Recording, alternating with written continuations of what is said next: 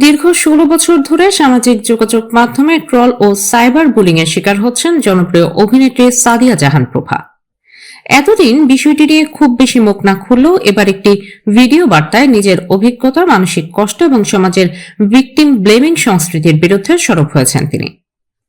প্রভা বলেন, মানুষের প্রতি আক্রমণাত্মক আচরণ, ট্রল কিংবা অপমান করার পেছনে অনেক সময় ব্যক্তিগত নিরাপত্তাহীনতা বা ইনসিকিউরিটি কাজ করে।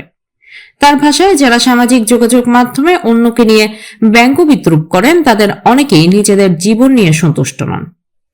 ভিডিও বার্তায় প্রভা বলেন, প্রায় ১৬ বছর ধরে আমাকে বুলিং করা হচ্ছে। মানুষ আমাকে নিয়ে মজা পায়, অপমান করে।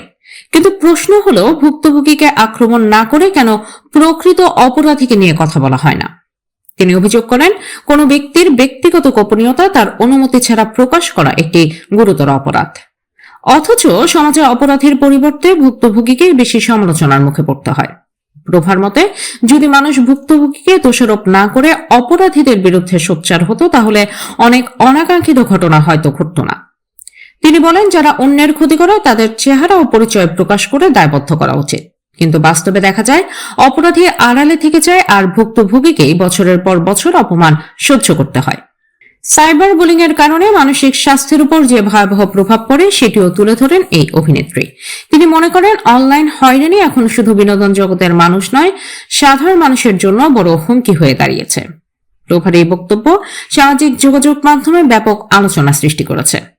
অনেকেই তার সাহসী অবস্থানকে সমর্থন জানিয়ে সাইবার বুলিং এর বিরুদ্ধে কঠোর ব্যবস্থা নেওয়ার দাবি তুলেছেন।